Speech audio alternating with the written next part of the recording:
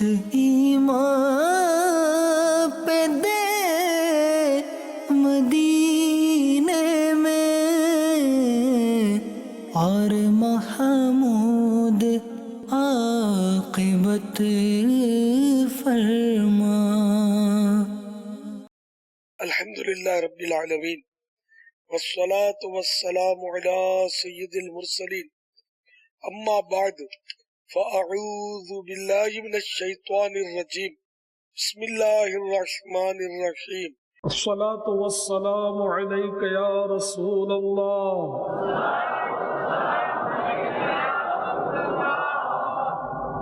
وعلى آلك وأصحابك يا حبيب الله۔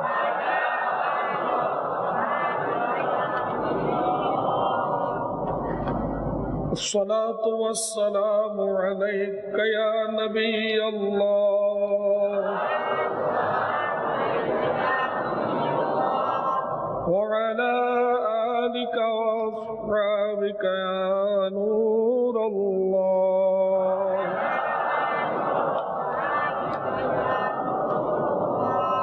رسالہ ضیاء درود السلام، پیج نمبر 6، فرمان مصطفیٰ صلی اللہ تعالی علیہ وآلہ وسلم، جس نے یہ کہا اللہم صلی علی محمد وانزلہ المقعد المقرب عندک یوم القیامہ، اس کے لیے میری شفاعت واجب ہو گئی۔ صلو علی الحبیب صلی اللہ علیہ وسلم۔ میٹھے میٹھے اسلامی بھائیو، آپ سوالات کیجئے، مگر یہ عرض کرتا چلوں کہ ہر سوال کا جواب اور وہ بھی بالصواب دے پاؤں یہ ضروری نہیں۔ معلوم ہوگا تو انشاءاللہ عز و جل عرض کرنے کی کوشش کروں گا، اگر غلطی ہو جائے تو برائے کرم فوراً میری اصلاح فرما دیجئے۔ انشاءاللہ عز و جل مجھے ضدی یا ناراض ہونے والا نہیں، بلکہ شکریہ کے ساتھ رجوع کرنے والا پائیں گے۔ صلو علی الحبیب صلی اللہ تعالی علی محمد۔ اگر کوئی یوں کہے کہ میں بہت پریشان ہوں، پتہ نہیں کیا خطا مجھ سے ایسی ہوئی ہے جس کی مجھ کو سزا مل رہی ہے، میں نے دیکھا ہے کہ اللہ عز و جل مجھ سے بالکل خوش نہیں، اور اللہ عز و جل نے میری قسمت ابھی تک تو ذرا بھی اچھی نہیں بنائی، معاذ اللہ، اس کے بارے میں کیا حکم ہے؟ یہ جملہ کہ پتہ نہیں کیا خطا مجھ سے ایسی ہوئی ہے جس کی مجھ کو سزا مل رہی ہے، یہ بہت برا، ایسا ہرگز نہ کہا جائے، کیونکہ ہم گناہوں سے معصوم نہیں، ہم تو خطاؤں میں سرتابہ ڈوبے ہوئے، گناہوں سے معصوم صرف انبیاء و فرشتے علیہ السلام ہیں۔ مدنی مشورہ ہے کہ اس ضمن میں فیضان رمضان کا مطالعہ فرما لیجیے۔ اور دوسرا جملہ کہ میں نے دیکھا اللہ عز و جل مجھ سے بالکل خوش نہیں، اور اللہ عز و جل نے میری قسمت ابھی تک تو ذرا بھی اچھی نہیں بنائی، میں اللہ عز و جل پر اعتراض کرنا پایا جا رہا ہے جو کہ کفر ہے۔ یہ دراصل اس طرح کے کلمات جو ہیں یہ ہم کو جو دنیا بھر سے مکتوبات آتے ہیں اس میں اس طرح کلمات بکثرت ہوتے ہیں۔ میں بارہا کہ 20 بار کبھی کبھی ایسا ہوا کہ میں نے ٹی سی ایس سے بھی جواب دیے، کوئی ایسے صریح کفر دیا نا کسی نے بعض اوقات، تو ٹی سی ایس سے جواب دے کہ جلدی کہیں مر نہ جائیے بکنے کے بعد توبہ کر دیں۔ تو لکھنے میں تو ایک بار لکھتے ہوں گے، پھر کاٹا پیٹی کرتے ہوں گے، پھر دوبارہ لکھتے ہوں گے، سوچ سمجھ کے لکھتے ہوں گے۔ لکھنے میں اتنے کفریات لوگ لکھ رہے ہیں اپنے لیٹر میں، مکتوبات میں، بولنے میں تو پتہ نہیں پکڑ بھی کون کرے گا۔ لکھنے میں تو چلو کسی کو لکھا اور اس کی سمجھ میں آ گیا کہ یہ کفر ہے یا نہیں سمجھا، تو اب تو الحمدللہ میرا کام بہت آسان ہو گیا۔ پہلے مجھے بہت مشکلات تھیں اس معاملے میں، اب دارالفتہ کھل گئے، اب تو مجھے پتہ بھی نہیں چلتا۔ میرے مکتوبات میں جو بھی اس طرح کے کلمات ہوتے ہیں تو ہمارے اسلامی بھائی فوراً دارالفتہ سے رجوع کر کے فتویٰ لے کر ان کو پوسٹ کر دیتے ہیں الحمدللہ۔ تو بہرحال یہ کہ جو زبان چلاتے ہیں ان کا کیا بنے گا، ان کی زبان کی پکڑ کون کرے گا؟ لکھنے پر تو چلو صرف یہ ہر جگہ لکھنے میں بھی کون پکڑ کرے گا اور اصلاح کرے گا، تو زبان کو قابو میں رکھنا تو اس سے بھی زیادہ ضروری ہے قلم کے مقابلے۔ کہیں معمولی سے بے احتیاطی ہمیشہ کے لیے دوزخ میں نہ جھونک دے، اپنے آپ کو ہمیشہ گناہوں سے بچاتے رہنا چاہیے کہ گناہوں کی نحوست سے ایمان برباد ہونے کا خطرہ رہتا ہے۔ واللہ تعالی اعلم ورسولہ اعلم عز و جل و صلی اللہ تعالی علیہ وآلہ وسلم۔ सल्लु अलल हबीब मुहम्मद व अला आलिहि व अस्हाबिहि व बारक व सल्लम। उस शख्स के बारे में क्या हुक्म है जो कहता है कि परेशानी के आलम में मेरे जहन में कुफरिया ख्यालात आते रहते हैं? ये दरअसल वसाविस होते हैं, शैतान वसाविस डालता है, और दिल में इस तरह के वसाविस आना ये कोई तशवीश की बात नहीं है, बल्कि ये शैतान की तरफ से है। और एक उसूल है कि जहाँ माल होता है वहाँ डाकू आता है। देखो, झुग्गियों में डकैतियों की वारदातें कम होती हैं, लेकिन बंगलों में वारदात ज्यादा होती हैं। रकम के मुतालबों की चिट्ठियां डाकुओं की तरफ से फुटपाथ पर सोने वाले बेघरों को नहीं पहुंचती, बल्कि मिल आनरों को और सरमायादारों को पहुंचती है। तो जिसके पास दुनिया की दौलत ज्यादा होती है उसके ऊपर डाकू चोर ये नजर होती है इनकी। तो जिसके पास ईमान की कुव्वत मजबूत, उतना ही शैतान जो है वो भी पूरा जोर लगाता है और उसको वसवसों में मुब्तला करता है। तो जहन में बुरे बुरे यानी कि ईमानियात के ताल्लुक से वसवसे आना और दिल ईमान पर जमा हुआ होना, तो महज वसवसे जो हैं वो आना, वो ईमान की पुख्तगी की अलामत है कि जब भी तो शैतान जो है इसको छीनने के लिए नाकाम कोशिश कर रहा है। कि अल्हम्दुलिल्लाह ईमान मजबूत है, अल्लाह की रहमत है। हजरत सैयदना अबू हुरैरा रज़ियल्लाहु तआला अन्हु से रिवायत है, नबी रहमत शफीअ उम्मत सल्लल्लाहु तआला अलैहि वसल्लम की खिदमत सरापा अज़मत में बाज़ सहाबा किराम अलैहिम रिज़वान हाजिर हुए और उन्होंने अर्ज किया, या रसूल अल्लाह सल्लल्लाहु अलैहि वसल्लम, हमें ऐसे ख्यालात आते हैं कि जिन्हें बयान करना हम बहुत बुरा समझते हैं। सरकार दो आलम सल्लल्लाहु तआला अलैहि वसल्लम ने इरशाद फरमाया, क्या वाकई ऐसा होता है? उन्होंने अर्ज किया, जी हाँ। इरशाद फरमाया, ये तो सरीह यानी ऐन ईमान है। एक रिवायत में ये अल्फाज भी हैं कि महबूब रब्बुल इबाद सल्लल्लाहु तआला अलैहि वसल्लम ने इरशाद फरमाया, जब तुम में से किसी को इस किस्म का वसवसा आए तो चाहिए कि कहे आमन्तु बिल्लाहि, यानी मैं अल्लाह अज़्ज़ा वजल पर ईमान लाया। मैं अल्लाह के महबूब सल्लल्लाहु तआला अलैहि वसल्लम ने वसवसे का एक इलाज ये भी इरशाद फरमाया, आमन्तु बिल्लाहि। तो ये बहुत ही मुख्तसर कलेमा है और ये तबीबों के तबीब अल्लाह के हबीब सल्लल्लाहु तआला अलैहि वसल्लम ने वसवसाए शैतानी का इलाज हमें तजवीज फरमाया है। तो इसको याद कर लीजिए, जब भी वसवसा आए तो ये दो अल्फाज कह लीजिए, आमन्तु बिल्लाहि। इसको अपनी डायरी में नोट कर लीजिए, अपने जहन में टेप कर लीजिए, आमन्तु बिल्लाहि, आमन्तु बिल्लाहि, आमन्तु बिल्लाहि, यानी मैं अल्लाह अज़्ज़ा वजल पर ईमान लाया।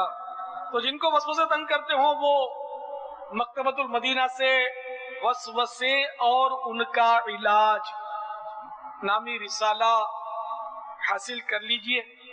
वसवसे उमूमन तकरीबन सभी को आते हैं, तो ये रिसाला सबको पढ़ना चाहिए इंशाअल्लाह। इसके फवाइद पढ़ने के बाद खुद ही देख लेंगे, मुझे कहने की जरूरत नहीं। इंशाअल्लाह शैतान के कई वार आप पर आश्कार हो जाएंगे और आपकी इंशाअल्लाह काफी परेशानी दूर हो जाएगी। नीज एक वसवसे का इलाज ये भी है कि वसवसों की तरफ ध्यान ना दिया करें। अगर आप वसवसों के मुतालिक सोचना शुरू कर देंगे ना, यार शैतान बहुत तंग करता है, जाता नहीं है, बहुत परेशान करता है, इस पर आप इस तरह सोचते रहेंगे तो इसको मजा आएगा। जैसे कुत्ते को पत्थर मारो, कऊ कऊ कऊ करेगा तो बच्चे फिर दूसरा पत्थर फेंकते हैं। कुत्ता बोले कुछ नहीं तो पत्थर फेंकने वाला खुद उसकी नाक कट जाती है कि यार ये तो कुछ बोलता ही नहीं है। तो शैतान जो है ना, ये तो खैर बदतरीन मखलूक है, तो जब इसको भी अपने लिफ्ट नहीं कराएंगे ना, इसके वसवसों की तरफ अपने सोचेंगे ही नहीं हम, तो ये शर्मिंदा होगा इन मानो कर के इसकी नाक कट जाएगी और इंशाअल्लाह इसका वसवसा जो है वो दफा होगा कि ये लिफ्ट नहीं कराता मेरे को। तो आप बिल्कुल इसकी तरफ सोचे नहीं, तो ये भी एक इलाज वसवसा है। बहरहाल ईमान की हिफाजत का हम सबको ख्याल भी रखना चाहिए। ऐसा ना हो कि वसवसे पर बिल्कुल एतकाद हो जाए। अगर اعتقاد جم گیا، وسوسہ آیا معاذ اللہ کہ اللہ نہیں ہے، اللہ نہیں ہے، تو اگر یہ وسوسہ ایسا کہ اس کو زبان سے بھی کہہ دیا اور دل میں بھی یہ عقیدہ جم گیا کہ اللہ نہیں ہے، جب تو کفر ہو جائے گا، آدمی مرتد ہو جائے گا۔ تو وسوسے کی وجہ سے جو آدمی پریشان ہوتا ہے نا، مجھے وسوسے آتے ہیں، بہت آتے ہیں، تو اس کا مطلب یہی ہوا نا کہ وہ مقابلہ کر رہا ہے اور وہ اس کو برا سمجھ رہا ہے ان آنے والے خیالات کو، لہذا اس کے ایمان پر اس کا کوئی اثر نہیں پڑ رہا، بلکہ یہ تو مومن ہے، یہ بھی تو یہ پریشان ہو رہا ہے۔ تو ایمان کی فکر سبھی کو ہونی چاہیے۔ حضرت سیدنا سفیان ثوری رحمت اللہ تعالی علیہ بہت بڑے عالم ہوئے، بہت بڑے محدث اور تابعی ہوئے، بوقت وفات رونے اور چلانے لگے۔ لوگوں نے دلاسا دیتے ہوئے عرض کیا، یا سیدی گھبرائیے نہیں، اللہ عز و جل کی رحمت پر نظر رکھیے۔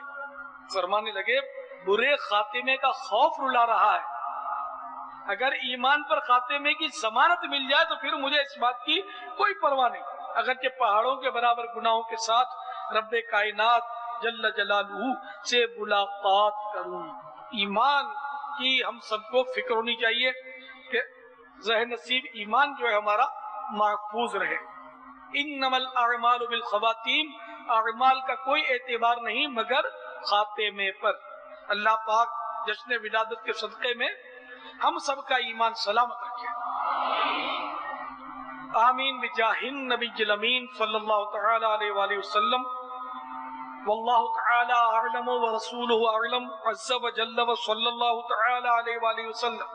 صلو علی الحبیب صلی اللہ تعالی مسلمان ہے عطار تیرے کرم سے، مسلمان ہے عطار تیرے کرم سے، مسلمان ہے ہم سب بھی تیرے کرم سے،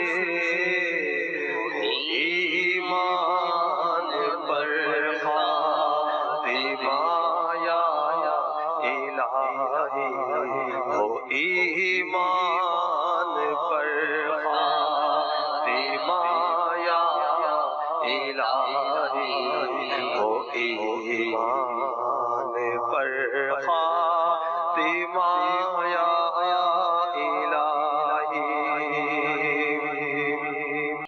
اگر شیطان اس قدر وسوسے ڈالے کہ زبان سے بھی کلمات کفر صادر ہو جاتے ہوں تو کیا حکم ہے؟ دل میں چاہے کیسے ہی خوفناک کفریہ وسوسے آئیں، اس سے ایمان کو کوئی نقصان نہیں ہوتا، بلکہ وہ کفریہ خیالات بلا ارادہ اچانک زبان پر آ جائیں اور فوراً توبہ کر لیے تب بھی حکم کفر نہیں۔ ہاں اگر قصدن یعنی جان بوجھ کر زبان پر یہ کفریہ کلمات لے آتا ہو تو کافر ہو جائے گا۔ واللہ تعالی اعلم ورسولہ اعلم عز وجل وصلی اللہ تعالی علیہ وآلہ وسلم۔ صلو علی الحبیب محمد وعلی آلہ واصحابہ وبارک وسلم۔ یہ کہنا کیسا ہے، مجھے اللہ پاک کے ناراض ہونے کی پرواہ نہیں، مجھے اللہ پاک کا خوف نہیں۔ کفر ہے کہ اس میں اللہ عز و جل کی ناراضگی کو ہلکا جاننا پایا جا رہا ہے، اس کی اہمیت ہی نہیں ہے معاذ اللہ۔ اللہ کی ناراضگی ہوتا ہے تو معاذ اللہ، اللہ عز و جل کے ناراض ہونے کی صورت میں بندہ عذاب میں گرفتار ہوتا ہے، اور اس جملے سے قائل کا اپنے آپ کو اللہ عز و جل کے عذاب سے بے خوف ظاہر کرنے کا پہلو بھی نکل رہا ہے، اور یہ بھی کفر ہے۔ صدر الشریعہ بدر الطریقہ حضرت علامہ مولانا مفتی محمد امجد علی اعظمی رحمت اللہ تعالی علیہ فرماتے ہیں، کسی سے کہا گیا کہ گناہ نہ کرو ورنہ خدا تمہیں جہنم میں ڈالے گا، اس نے کہا میں جہنم سے نہیں ڈرتا، یا کہا خدا کے عذاب کی کچھ پرواہ نہیں، یا ایک نے دوسرے سے کہا تو خدا سے نہیں ڈرتا، اس نے غصے میں آ کر کہا نہیں، یا کہا خدا اس کے سوا کیا کر سکتا ہے کہ دوزخ میں ڈال دے، یا کہا خدا سے ڈر، اس نے کہا خدا کہاں ہے۔ یہ سب کفریہ کلمات ہیں۔ واللہ تعالی اعلم ورسولہ اعلم عز وجل وصلی اللہ تعالی علیہ وآلہ وسلم۔ صلو علی الحبیب صلی اللہ تعالی علی محمد۔ یہ کہنا کیسا ہے، اچھا ہے جہنم میں جائیں گے کہ فلمی اداکار بھی تو وہی ہوں گے۔ معاذ اللہ، کفر ہے کہ اس میں جہنم کے عذاب کی تخفیف یعنی ہلکا جاننا پایا گیا۔ واقعی بہت نازک دور ہے، اس دور میں ایمان کی حفاظت بہت دشوار نظر آ رہی ہے۔ زبان کی لگام بہت ہی ڈھیلی ہے، جس کے منہ میں جو آتا ہے بکے چلے جا رہا ہے۔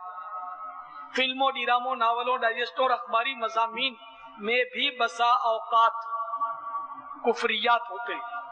اسی طرح مزاحیہ چٹکلوں کی کیسٹیں سننا بھی ایمان کے لیے انتہائی خطرناک ہے۔ اسی طرح کی ایک بازاری کیسٹ، مزاحیہ کیسٹ، سننے والے نے مجھے بتایا کہ اس کیسٹ میں جنت اور دوزخ کا مذاق اڑاتے ہوئے کہا گیا ہے اگر تم لوگ جنت میں چلے بھی گئے تو سگریٹ جلانے کے لیے ہمارے پاس یعنی دوزخ میں آنا پڑے گا۔ یہ جملہ صریح کفر ہے، کھلا کفر ہے۔ جس کو ایمان کی حفاظت عزیز ہو اسے چاہیے کہ وہ فلموں، ڈراموں، گانوں، باجوں، مزاحیہ چٹکلوں کی کیسٹوں، ناولوں، اخباری مضمونوں وغیرہ کے قریب بھی نہ پھٹکے۔ اسی طرح الٹی سیدھی ڈائجسٹوں میں بھی اس طرح کے مضامین پائے جاتے ہیں۔ اچھی صحبت اختیار کریں، صرف اور صرف علماء اہل سنت کے مضامین اور کتابوں کا مطالعہ کرے، اور ایمان کی حفاظت کا جذبہ بڑھانے کے لیے دعوت اسلامی کے سنتوں کی تربیت کے مدنی قافلوں میں خوب سفر کرے۔ گناہوں نے میری کمر توڑ ڈالی، گناہوں نے میری کمر توڑ ڈالی، گناہوں نے میری کمر توڑ ڈالی، میرا حشر میں ہوگا کیا یا الہی، میرا حشر میں ہوگا کیا یا الہی، میرا حشر میں ہوگا کیا یا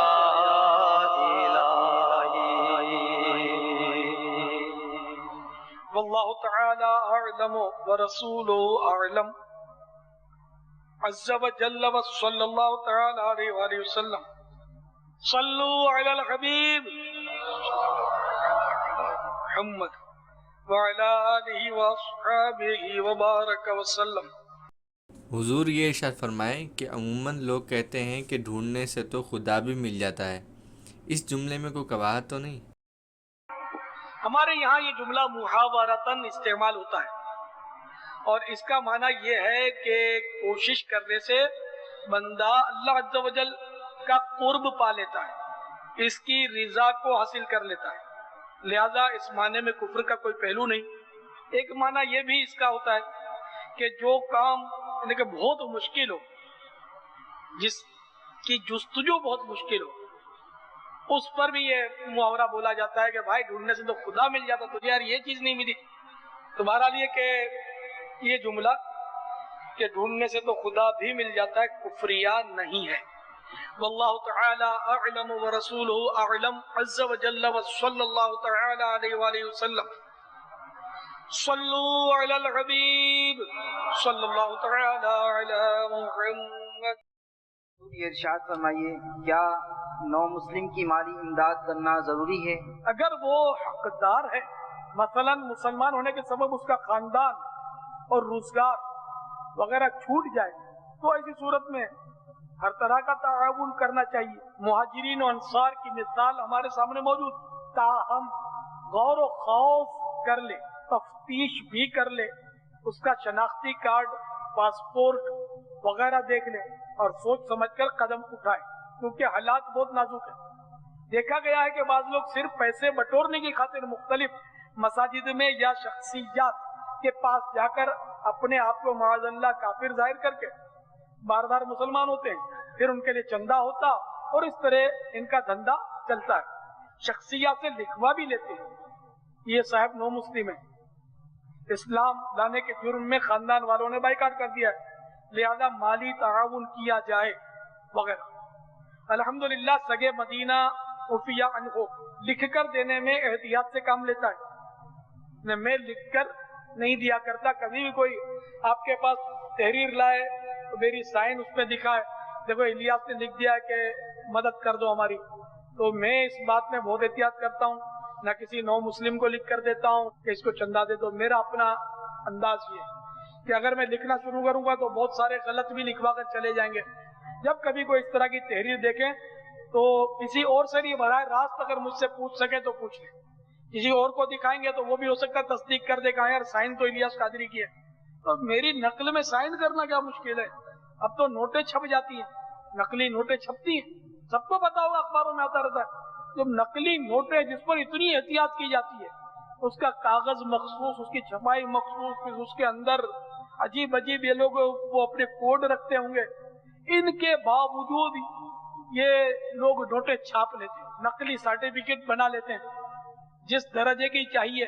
آپ نے اسکول کی شکل نہیں دیکھی، میٹرک کی سند مل سکتی ہے آپ کو، ڈاکٹری کی سند مل سکتی ہے، ہر طرح کی سندیں اور نوٹیں یہ دنیا میں مطلب اب سب مطلب ہو جاتا ہے۔ تو ایک سائن کیا مشکل ہے کسی کی نقل میں بنانا؟ تو کئی سائن میرے اسی سائن ویسے ہی عقیدت میں بناتے ہیں، اور یہ میں ویسے چلو یہ بات پر بات چلی تو عرض کر دوں کہ اسلامی بھائیوں کو چاہیے کہ وہ میری نقل میں سائن نہ بنایا کریں۔ ایک بار کوئی میرا بھائی بن کر گیا تھا کہ میں الیاس قادری کا بھائی ہوں اور اتنی اتنی رقم کی ضرورت ہے، وہ لوگوں نے اٹھا کے دے دیا الیاس قادری کا بھائی ہے۔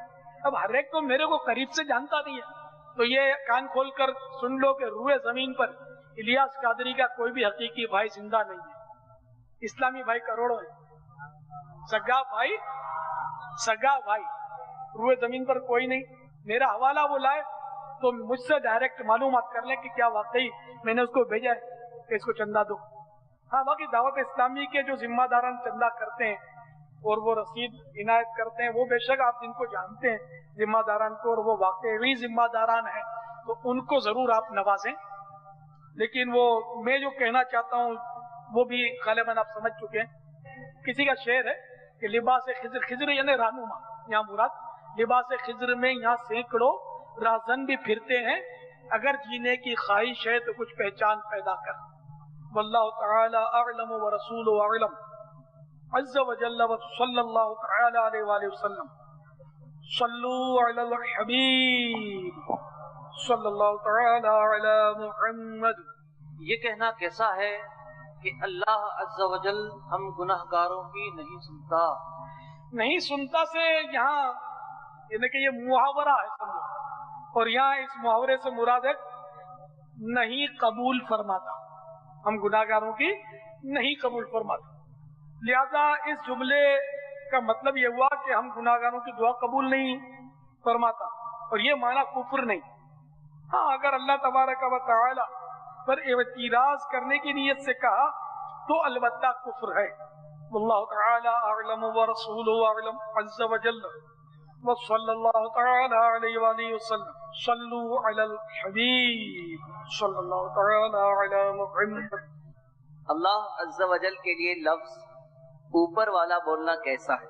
اللہ تبارک و تعالی کی ذات کے لیے اوپر والا بولنا ان معنوں کا کفر ہے کہ اس لفظ سے اس کے لیے جہت یعنی سمت کا ثبوت ہوتا ہے، اوپر والا بولنا یہ کفر ہے، اور اس کی ذات جہت یعنی سمت سے پاک ہے، جیسا کہ حضرت علامہ سعد الدین تفتازانی علیہ رحمت النورانی فرماتے ہیں اللہ تبارک و تعالی مکان میں ہونے سے پاک ہے، اور جب وہ مکان میں ہونے سے پاک ہے تو جہت یعنی سمت سے بھی پاک ہے، اسی طرح اوپر اور نیچے ہونے سے بھی پاک ہے۔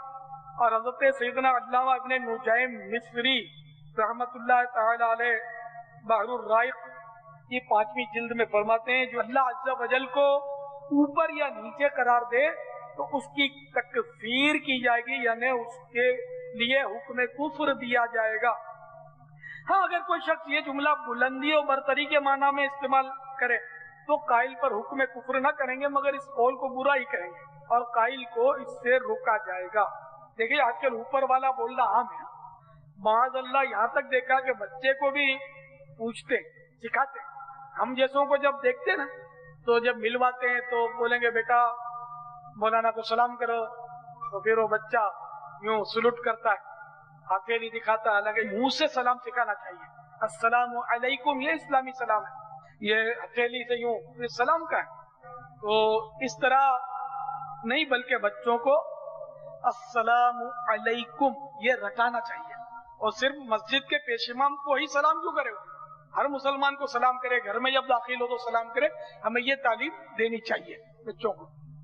तो फिर ये भी देखा है कि वो बच्चे को नात पढ़ाते हैं, आप तुमने बेटा नात पढ़ो, तो कभी ये भी मैंने देखा है कि बोलेंगे बेटा अल्लाह कहाँ है, तो बच्चा ऊपर हाथ उठाता है।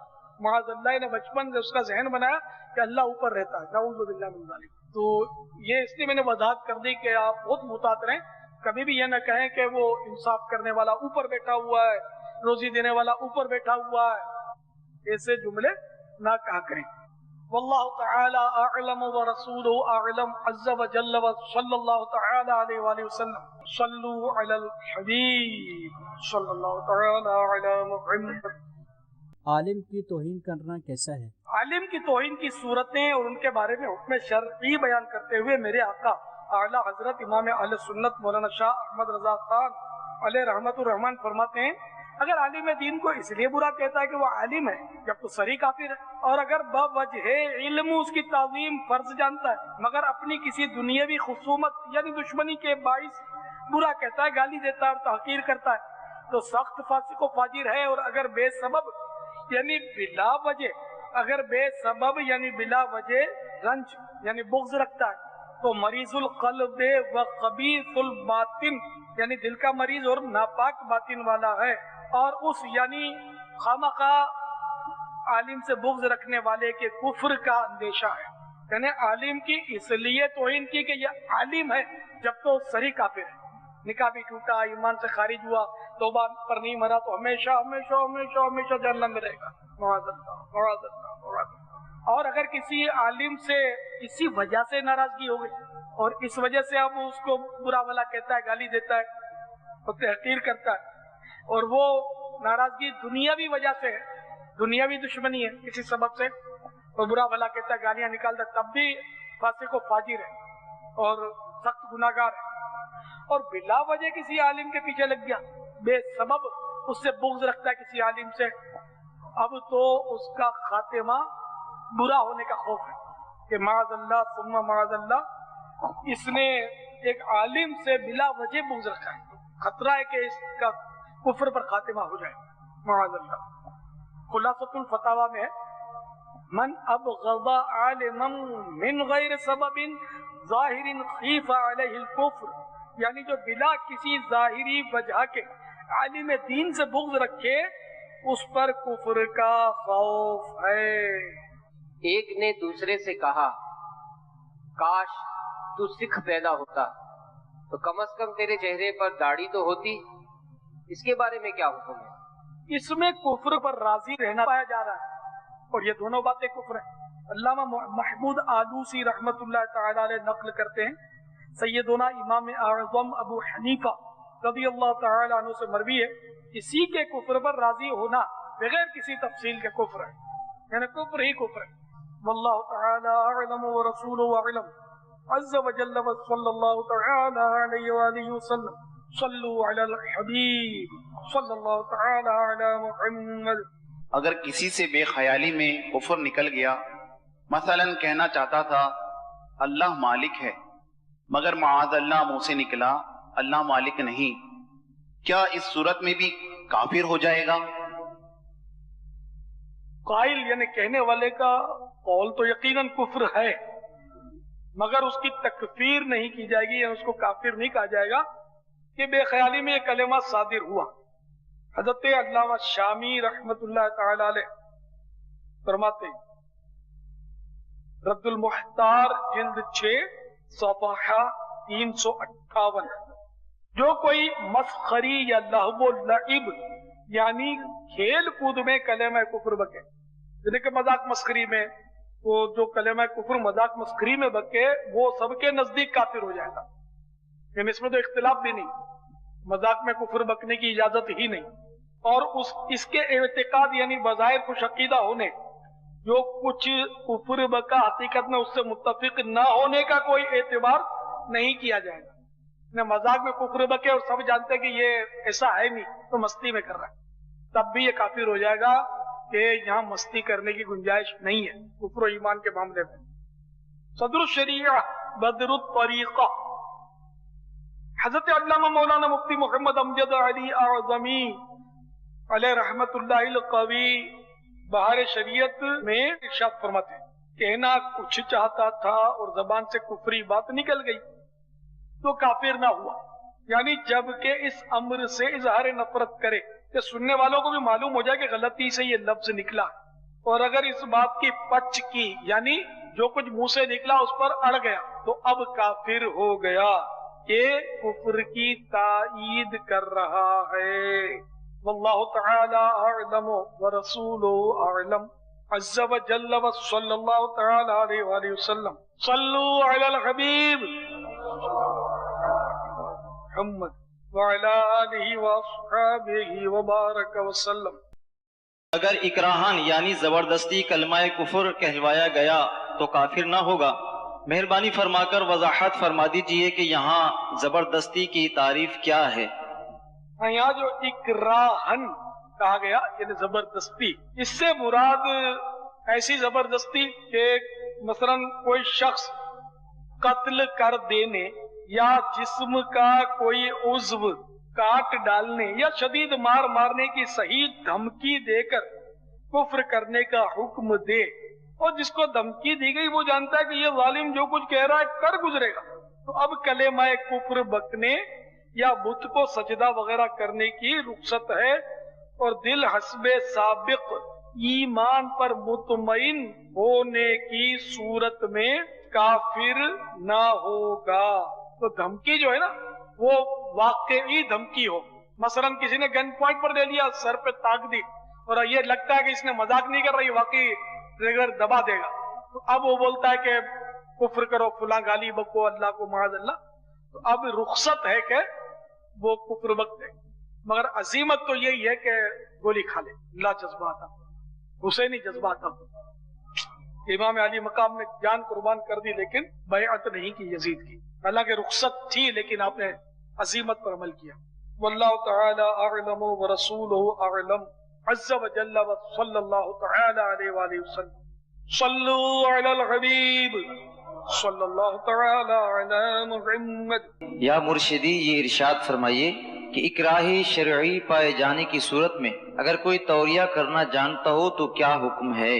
اس کی مختلف صورتوں کا بیان کرتے ہوئے صدر الشریعہ بدر الطریقہ خلیفہ اعلیٰ حضرت علامہ مولانا مفتی محمد امجد علی اعظمی علیہ رحمت اللہ القوی فرماتے ہیں, اس شخص کو چاہیے کہ اپنے قول و فعل میں توریہ کرے, یعنی اگرچہ فعل یا قول کا ظاہر کفر ہے مگر اس کی نیت ایسی ہو کہ کفر نہ رہے.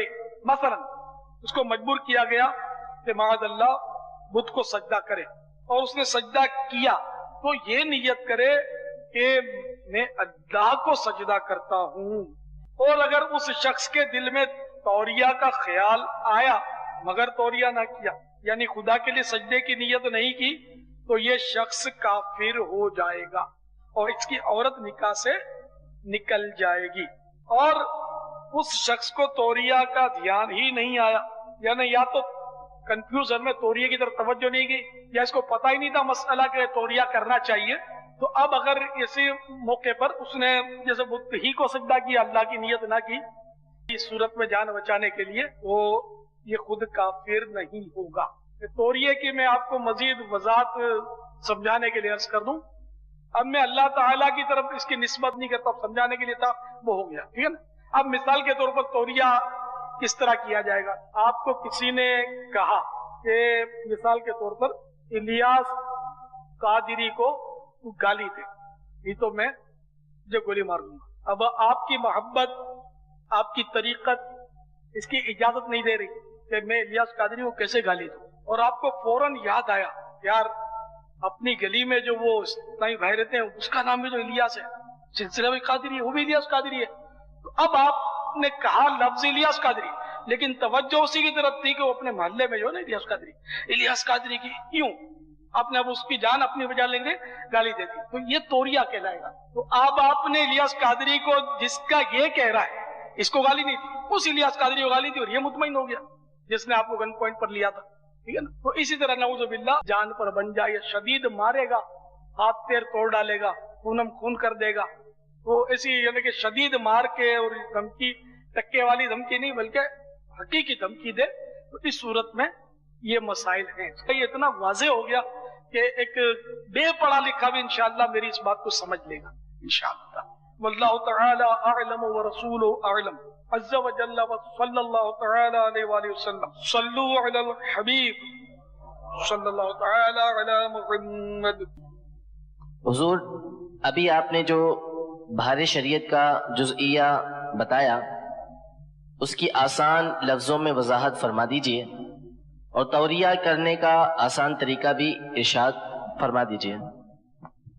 توریہ یعنی ظاہری الفاظ کچھ ہوں اور مراد کچھ، انہیں ظاہری الفاظ کچھ اور نیت کچھ۔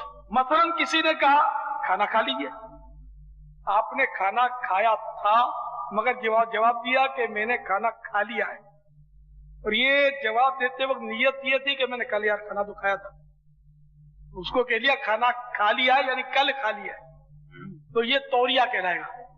مگر بلا اجازت شرعی توریہ کرنا جائز نہیں، باقی اس کی وضاحت میں آپ کو عرض کر چکا ہوں۔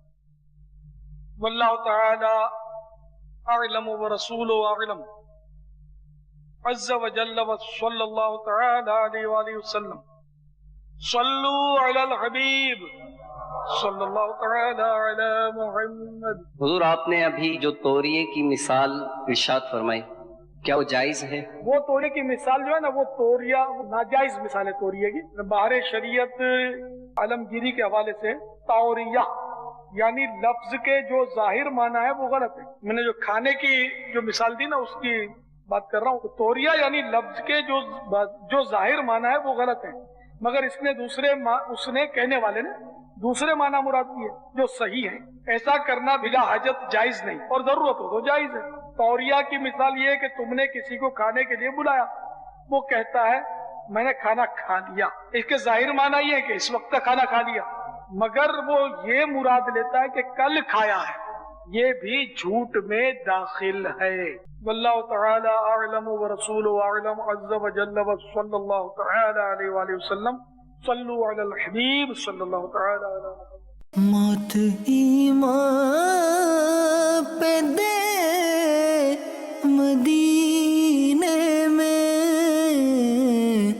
اور محمود عاقبت فرما۔